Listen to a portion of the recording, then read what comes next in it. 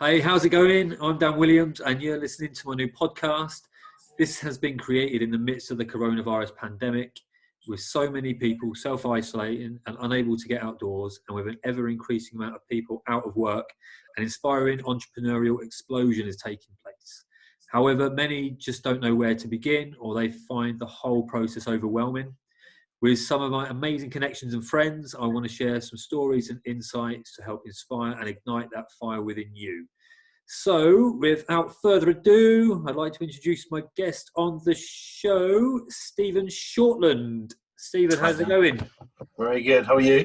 Yeah, good, thanks. I'm saying Stephen because that's the email name. Is it It Stephen or is Steve? Steve. Generally, I'll answer to almost anything, Dan. So yeah. I think I've always called you Steve. Steve's fine. Steve's Stephen mode. Excellent. Well, thanks for coming on. fine. So, for the people that don't know you at all, if you could just start talking from, I don't know, the moment you kind of left school and started work, really, Sure. how you got to where you're at today. Cool. Yeah. Well, currently I'm own and manage a company called New Vision Packaging. Very quickly, we design and supply packaging to three main sectors: beauty, alcohol, gifting, and confectionery. They're all quite similar from a packaging point of view, but so that's what we're doing now. To get here, so I left school at 16. Didn't really know what I wanted to do. Did GCSEs. Was a really average student. I mean, just right down the middle was exactly where I was. And I didn't really have any ambition, Dan. I was kind of just coasting along. I've got a twin brother, and the idea was that as long as I did better in my exams than him, then that was it. My life was an identical twin, or just identical? Yeah, okay. Absolutely. So, and I'm pleased to say that I did do fractionally better than him. So, exams were deemed to be a massive success. Competitive. No, kind of. It was just because if I got a better grade than him, then if there was any grief going from my mum, he would get it. And so that was it, really. She couldn't shout at me. So I went to the local careers office and said, well, I need a job. And they said, well, what do you want to do? And I said, well, anything that isn't physical. I don't want to do anything that I've got to stand up for. Right, okay. Strangely, they then put me forward for an interview for an apprentice printer, an apprentice litho printer, which was about as physical a job as you could have got. It was old school. It was unionised labour. I'm going back now to 1989. Oh, okay. And I went for the interview, and they said, "Look, you could have the job, but you're too feeble. You're not cut out for this. You're not strong enough. This is hard, heavy work. But we've got a job where you can sit down all day in the design studio. So do you want that instead?" And so I took it. I knew nothing about packaging. Didn't want to be in it. Didn't know why I was there. But I got 70 quid a week every Thursday, and it was great. I could buy records and beer. So it was perfect. And I did that for a few years, really. Bounced between a couple of jobs, left packaging for a bit, and went to work with my older brother in engineering. I hated that. That was really boring. And ended up back in packaging. And then at about 21-ish, I think, I got a job working down in London. So I'm based in Northamptonshire, always have been. And I got a job working for a chocolate company down in London on Marylebone High Street. They're a big supplier to some of the big supermarkets, including people like M&S and Tesco's. But we did all the licensed confectionery. So it would be Star Wars, Matchbox cars, if anyone remembers those. Yeah. And we would basically take an Easter egg. My job was to create an interesting box to go around it, maybe with a toy or something like that. And then we put the graphics on it and we see if they sold. So my greatest achievement there probably was making a box in the shape of Darth Vader's helmet with an Easter egg in it. And we sold, 500,000 of them. So.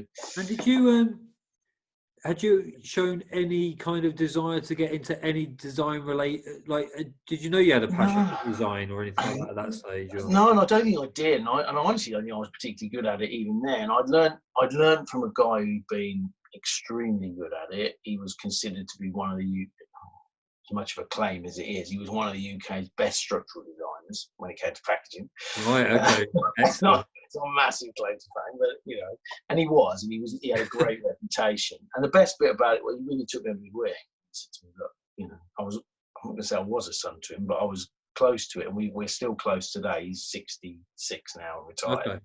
but we still see each other every couple of months for a beer and that kind of thing. And so he helped me out a lot. And so whilst I don't think I was had a particular flair for it, and it's something that I don't do anymore, I think I was good enough to get through a few years of it. And all it really did was help me move into sales, which I think was where I really wanted to be. Okay. From a technical side, it was a big advantage. So yeah, I was there for a couple of years. Really working in London taught me one key lesson, which was that not everybody's nice to you. And when you're from the sticks and you go and work at kind of a local company, it was all very relaxed and it was all quite, everybody was just nice. And then I went to London and it was like working in a bear pit. They were. What? It was really quite brutal at times. People were not shy at coming forwards with their, thoughts and opinions. And how did you? That's really interesting, especially like from a sales position. You, especially like the old school cold calling and stuff like that. You learn really quickly about knockbacks and stuff like that. But how did you cope with people just being like not very nice and stuff like that? Because I know people have I've got different thoughts. Yeah, not great to start with. When I was in my early 20s, I suppose I was a little bit cocky anyway. So I kind of, most of it sort of brushed off me. But, I hope I gave as good as I got some of the time. But the shock in the first instance, I mean, I actually remember going for the first day at work, getting the train down from Northampton down to London, having my day's work, coming back and sitting in my living room. I lived on my own then, I was just before I was married, and just crying, literally burst into tears, thinking, what have I done? This isn't for me. I can't do this. They're horrible.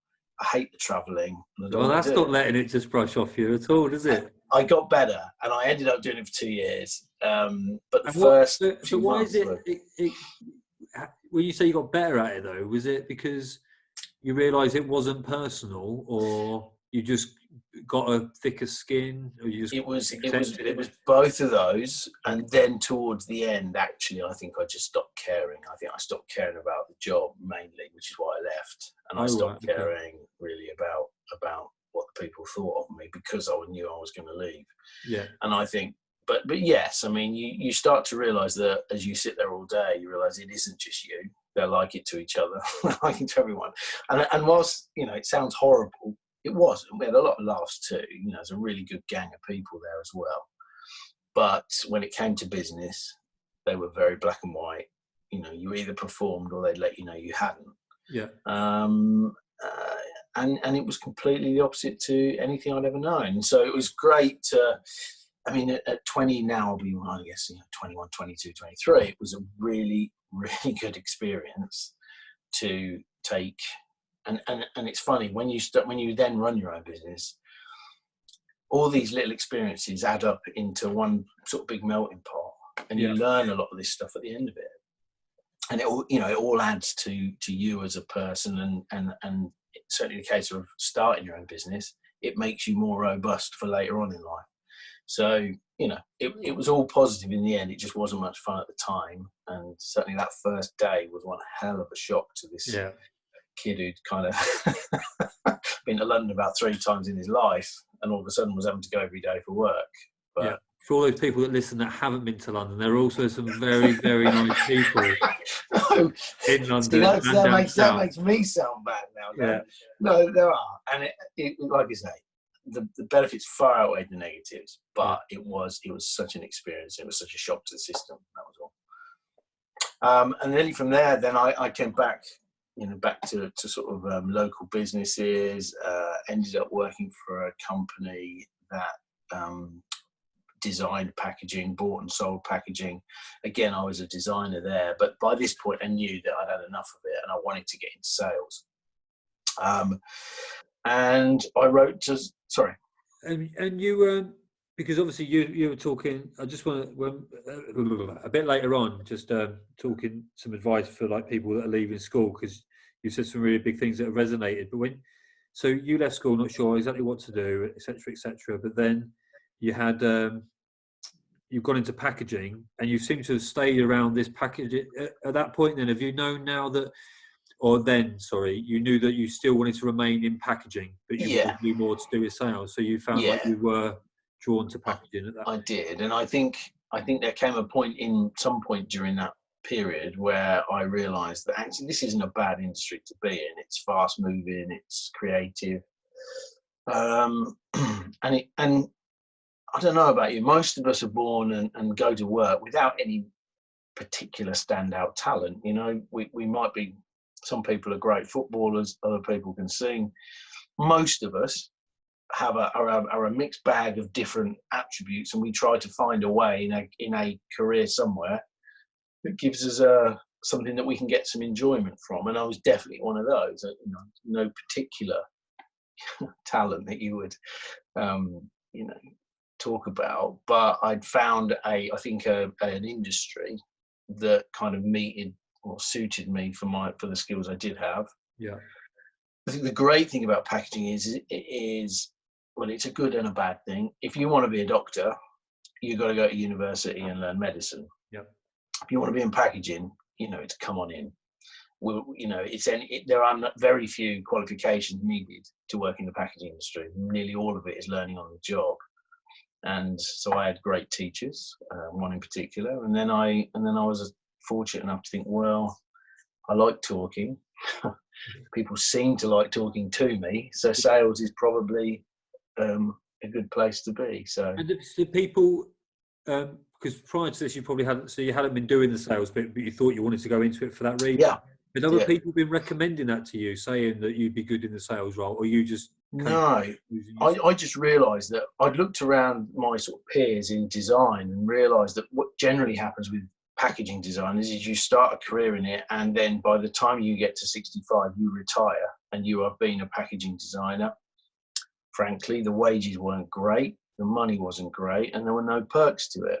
And then I'd see the sales guys who all earned commission and had company cars, and thought, honestly, I'd like a bit of that.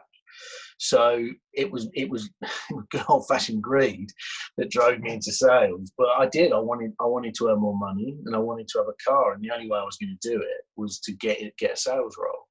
So I just started writing to, frankly, what were competitors of the company I was working with at the time, because the company I was at was a little bit of we were a new business. We'd only been going 3 or 4 years, and we were starting to get a little bit well known.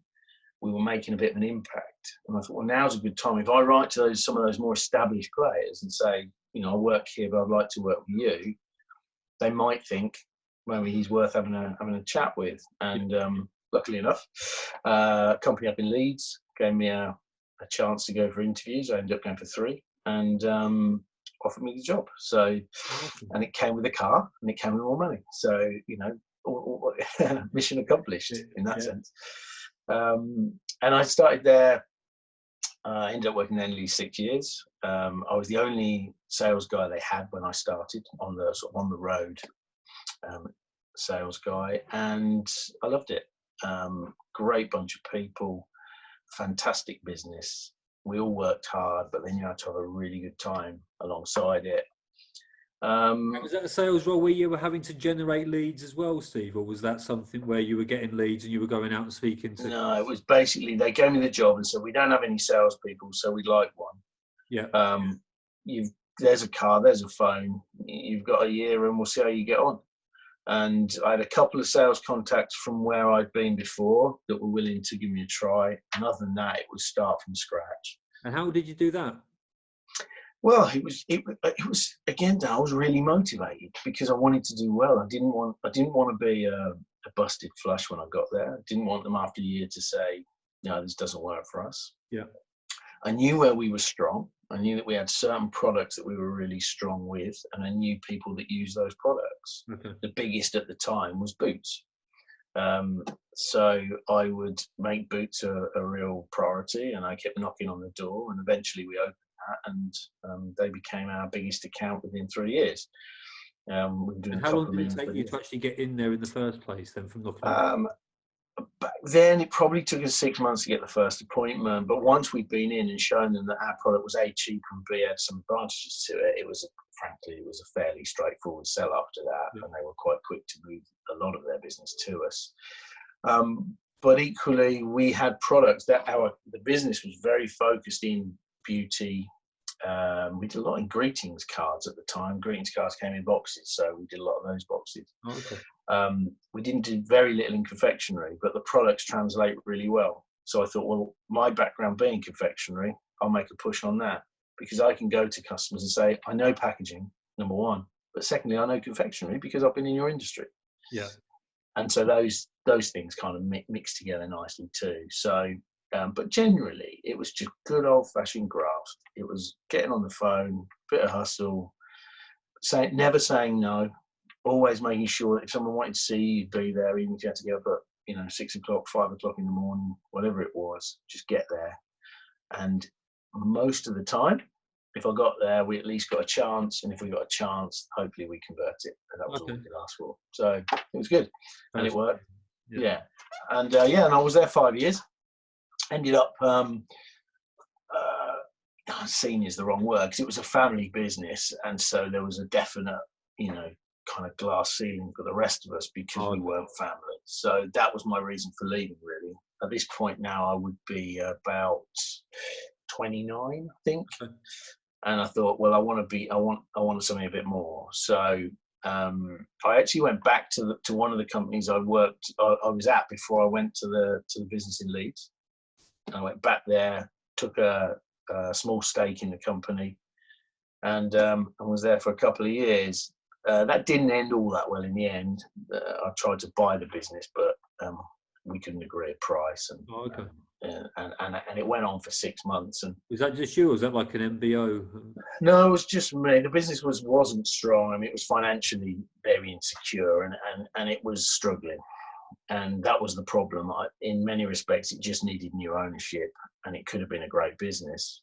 The problem was the previous owner still thought it had a value. So it's an old, it's a path well trodden. Yeah. But we couldn't agree. And so after 6 months of trying, I thought, I can't work for this guy anymore. So I'm going to go and resign, and I'll decide what to do next. And I resigned on Friday at lunchtime, and on Monday I thought, right, I'm going to set my own business, and I'm going to try and do this myself. And that was March 2006. And were these other packaging companies, were they manufacturers in their own right, or were they? No. So in many the same business I've got now, which is that we would design and source, and so that is really my background. And what you soon realise, without wishing to remove some of the mystique around it, is that if you know a bit about packaging and you're willing to work hard to get a good supply base, then you can set up a business doing it without any great outlay. Yeah. And so in March 2006, I thought I'm going to start this up on my own and see if I can do it. I had an estate car, which I put all my files and samples in the boot. And I had a small coffee table in the corner of the living room, which I'd pull out to use as my desk. I'd go out all day selling, and in the evenings and at weekends, I'd do my paperwork on the coffee table. And setting up a company, like in people's heads, does sound like quite a daunting experience. Yeah. Did you know where to begin, or where did you? Well, luckily, by going through the task of trying to buy this business previously, I'd been introduced to a very good accountant. Okay. And he was advising me on the purchase, which never happened. So when I came to set up a business, and I called him and said, "How do we do it?" He said, "I'll do it online. It'll take 20 minutes." Oh, okay. And that's what he did. So by Monday at 12 o'clock, New Vision Packaging Limited was incorporated, and we were off and running. And then it was just a case of me trying to find products to sell, a supply base, and customers that wanted to buy them. Okay. So, and that's really then, Dan, where I think sometimes knowing the people that you know and the contacts that you make along the way and keeping those good relationships, sometimes good things happen to you. Yeah. And in this instance, I'd been working over the years with an Italian factory who made plastic cartons. Remember them before plastic, Yeah. when we used to love it. And I sent him an email and said, Maurizio, I've started my own business. If you come to England, mate, let's have a coffee and catch up. And he wrote back to me and said, well, I'm coming on Thursday. Can you meet me for a coffee at Luton Airport? And I did. And he said, I need a new agent for the UK. Do you want to be the agent? And I said, yes, great. So first of all, I've got a product to sell.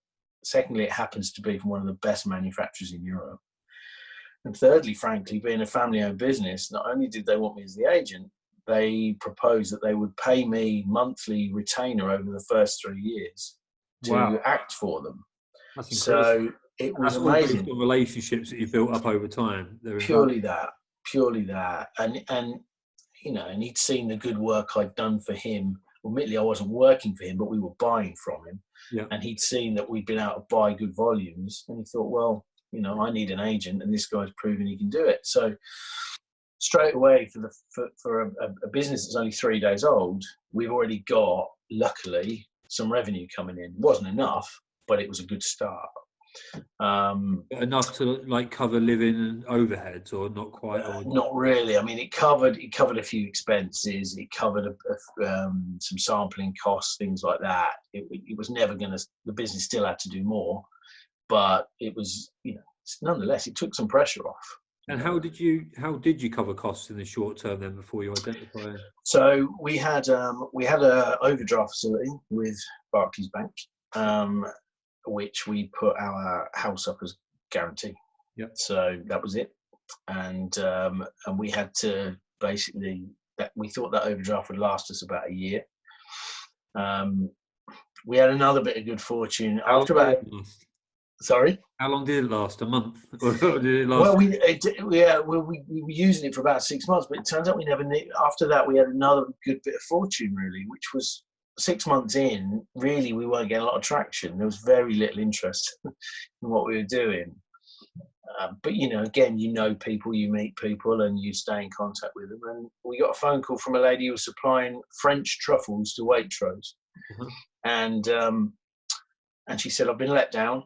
I need 20,000 boxes and I need them in 3 weeks. If you can do it, you can have the order." I said, "Yep, we'll do it."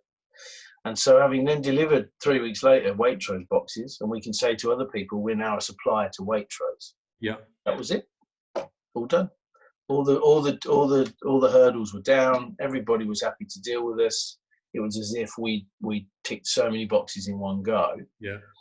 And at the same time, opportunities are key, aren't they? Yeah, oh, absolutely. You know, and it's that never saying no again, Dan. It's that saying, you know, of course you can't always say yes to everything. There are some things that are beyond acceptable, but in most cases, particularly in sales, if somebody asks you, the answer is yeah. If I can't do it, I'll make sure I get as close to it as possible. Yeah. So, saying yes, you always try and make sure that they align with like your values, or you wouldn't just say yes for the sake of saying yes. They're always no. But as a business with no customers and no orders, yeah, we were very inclined to say yes. And so that's how we kicked it off. And then actually at the same time, company you'll know well, company which was back then known as Quantum Beauty, who owned the Lee Stafford license or brand. They also came to us and said, we need some Christmas boxes doing, and again, we need them pretty quick.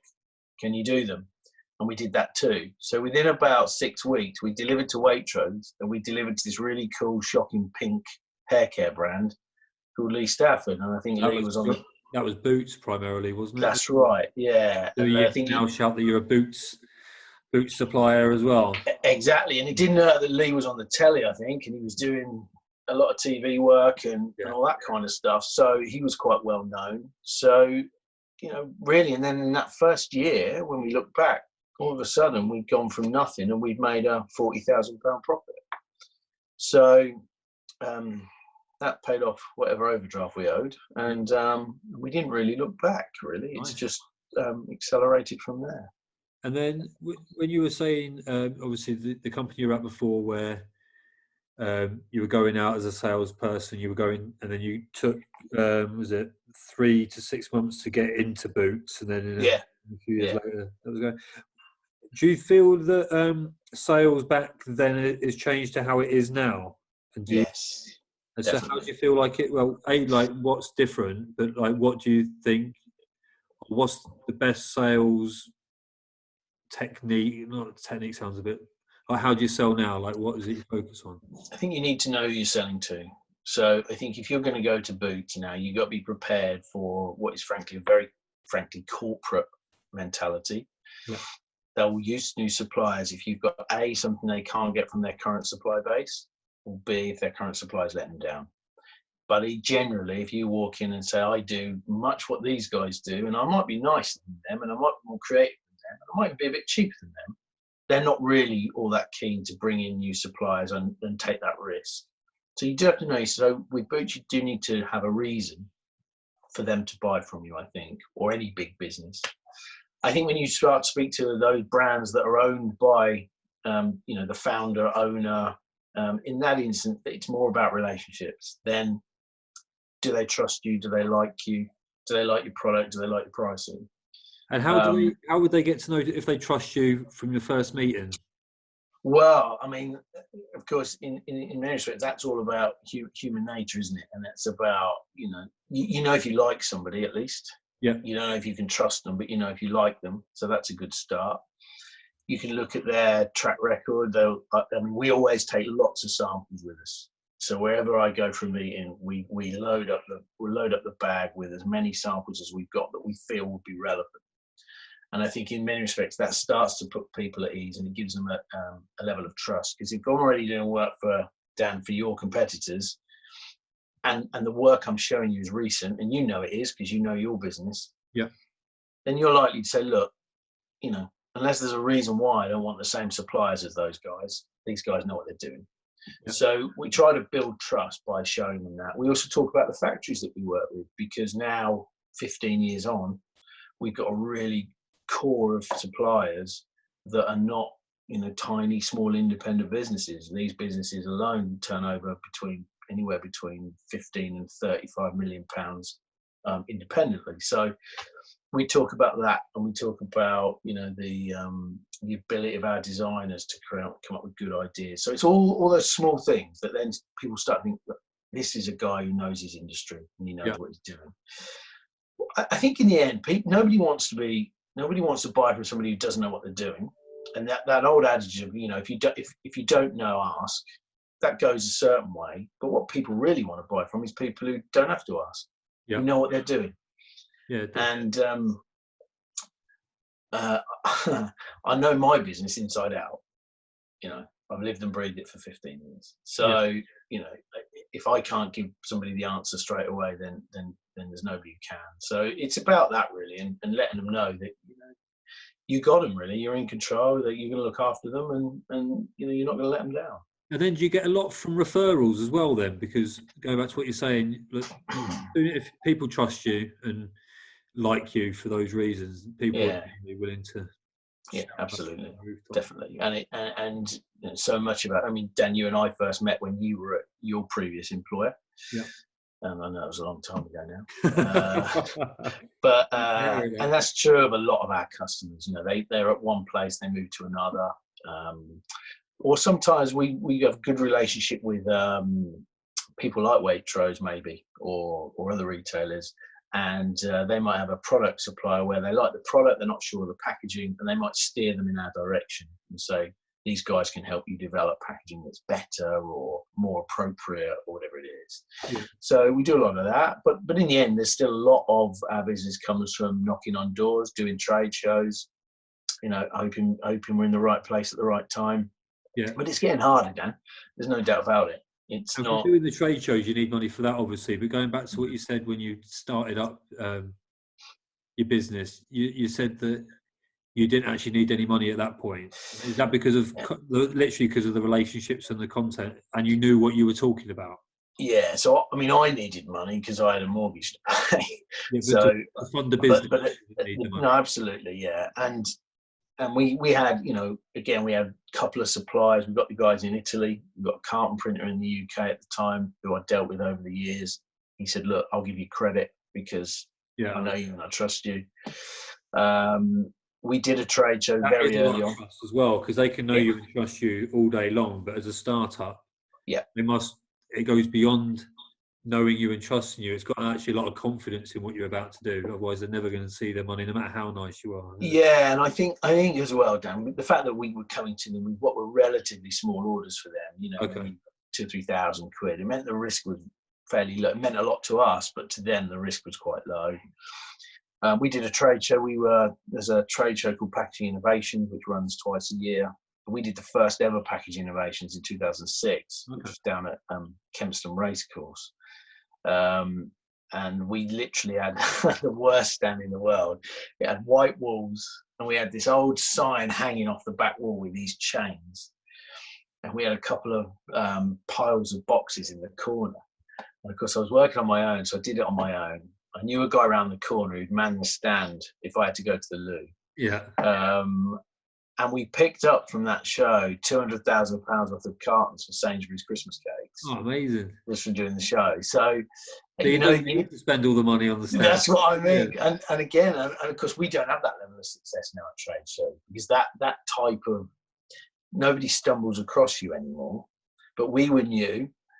This particular customer was looking for something very specific that we had, and so it was just being in the right place at the right time. But you recommend trade shows though for people who are starting out, and if you can afford it, I think so. Yeah, as long as when the key is to look at it at the end of it and make sure that when the trade show's over, you've got the time to spend following up the leads and doing something about it. Otherwise, getting the leads is a hard thing as well, isn't it? It's really hard. It's almost impossible. It's really, nowadays unless somebody really obvious walks onto the stand, I don't know, Nestle come onto the stand, that it's Nestle. Generally, you have to treat all the leads the same, because you don't know really from initial contact which ones are the winners and which ones aren't. So yeah.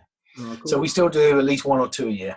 Yeah. And what advice would you give people that do them? I've seen some horrific people being on stands before, and they don't look very approachable. No. I just think you've spent a lot of money invested in something if you've got the money available. But if you're starting up a business or a brand and you're doing a show for the first time, have you got any advice? Well, my old boss gave me a bit of advice when I first did one, and it was don't sit down. Yeah. He said anyone sitting on a stand looks like they're disinterested. Yeah. Right? So he said, mate, get on your feet. Even if you pace around a little bit, it's better than sitting down. So we still believe in that. And it's really simple, isn't it, Dan? But a smile goes a long way. Yeah, definitely. Well, you look approachable, don't you, at that point? I've seen people sat down behind laptops and honestly, who's going to go and interrupt you when you look like... Nobody. No. And you do see some stands where people walk on and the guy behind the laptop doesn't even look up. Doesn't notice there's anybody there, and he just lets them walk away again. And you think, they don't want to be there. It probably isn't their own business, is it? For one? No, exactly. So I think that actually, we smile, you walk around, and if somebody comes on the stand, there's the fact that you're there and they've come to visit means really don't be shy. There's no reason not to have a conversation with them. At least they're not all going to buy from you, but the conversation costs nothing. So it's the network. You never know who they're going to introduce you to or talk to you about. No, absolutely. Absolutely. Amazing thing. Yeah. That's fascinating. What's been like the biggest challenge or struggle or failing? Like, what's been the hardest part with New Vision? So really, we had a big project that we were working on back in 2010, I think. We were a big supplier to Marks and Spencer for chocolate boxes and assorted packaging back then. It was big. Every purchase order had, it was for millions, not for hundreds of thousands or thousands.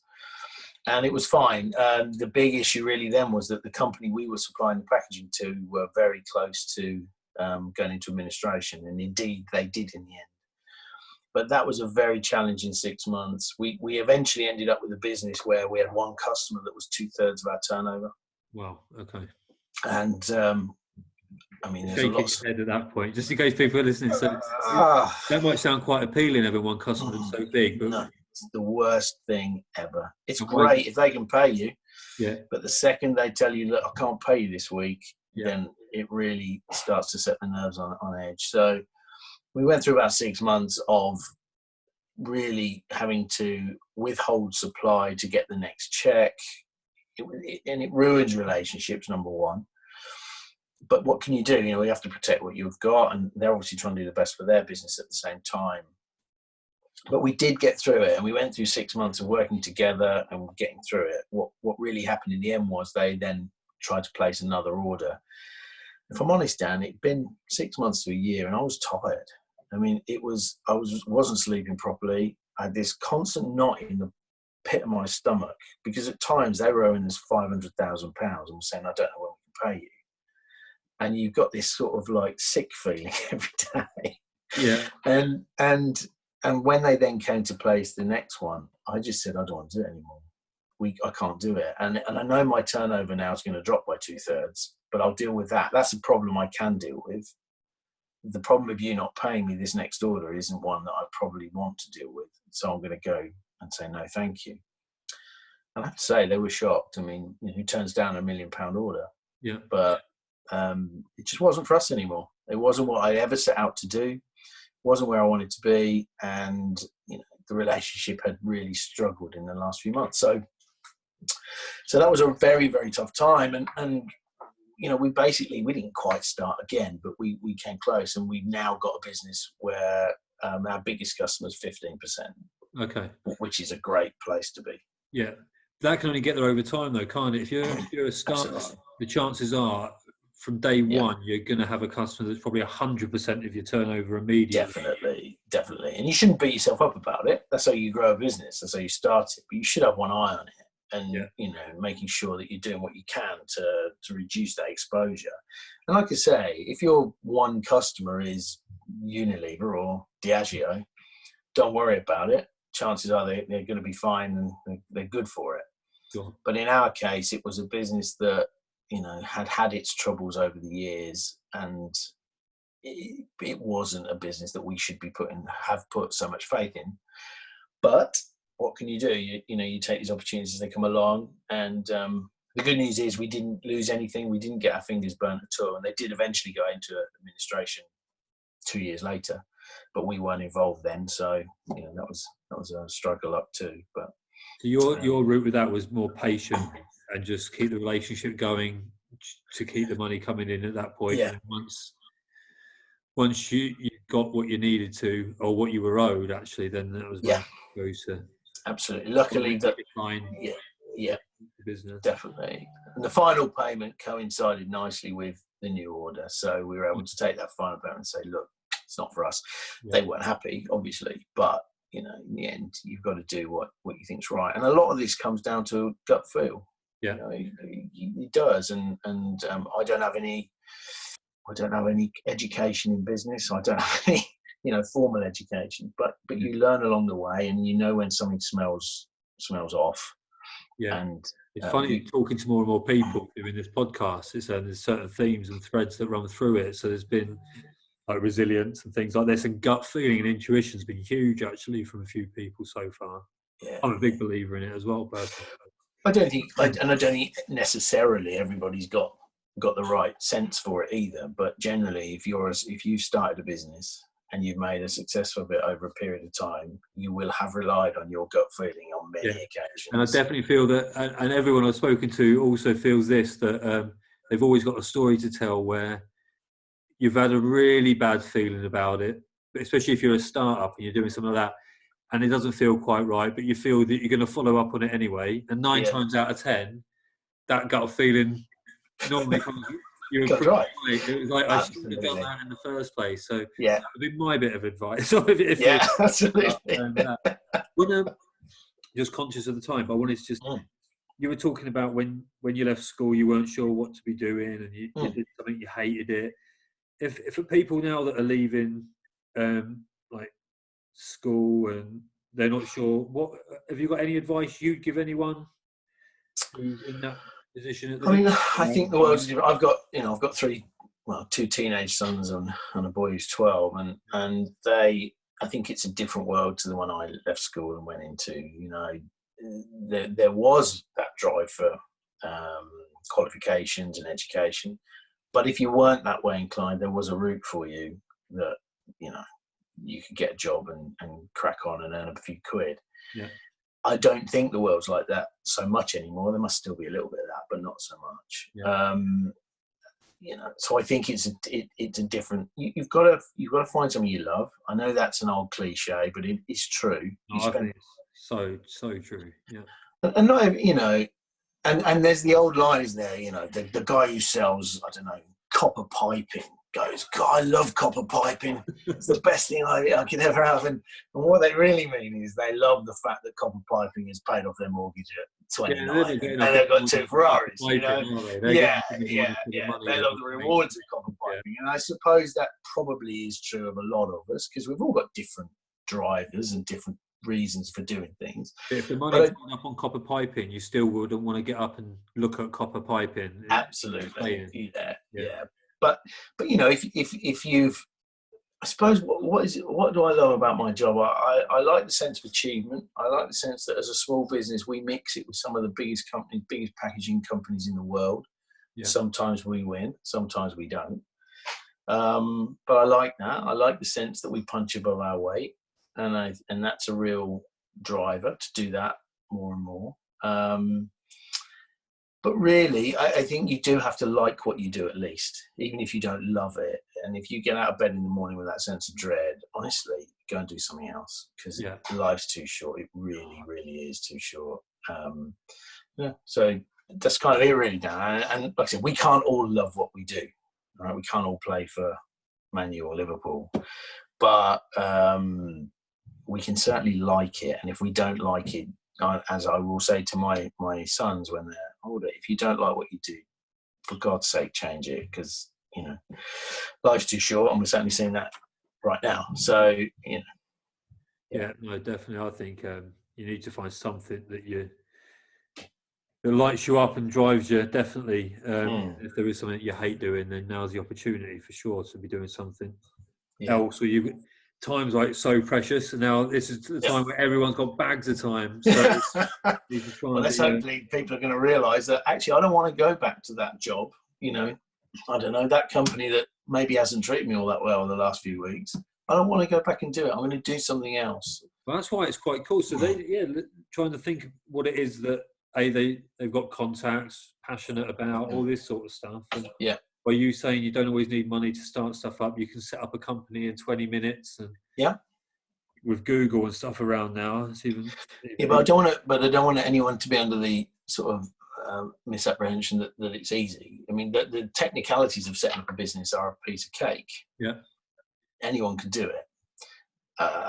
As I think, you know, everybody knows, most new businesses fail within 12 months. Very few get to 5 years, and a very small percentage get to 10 years and beyond. It's really hard. It's really hard to do. And that's why you should be prepared. You should do your homework. You should make sure that you're not kidding yourself, because I think a lot of new businesses are people that love the idea of that entrepreneurial lifestyle and, you know, working from the coffee shop, but they're kidding themselves. There is no money in it, or there's not a business. So you've got to have a sense of realism about what you're going to do before you do it as well. And I was lucky, because I'd worked for 2 businesses. My business model was going to be their business model. That was it. And I knew it worked because I'd seen them make money. So I knew that I could do it, because I wasn't doing anything new. I just hoped I could do it better. Or if I couldn't do it better, I hoped I could do it the same, but just for different customers. Yeah. So, you know, I'm not trying to invent the wheel. And I think that there's the key to it. Just know that you're just going to give it your all, and that there is actually a reward in this business model somewhere. Yeah. Nice. Cheers, Steve. Just one last thing, and then I'll let you go. I'm always asking about books because I read a lot, but would you have like a book? I don't know if you read much books, but I know you listen to podcasts yourself anyway, but is there any one person or a book or a podcast or anything you'd recommend to anyone else? Yeah, there's a great guy he does both books and podcasts, actually.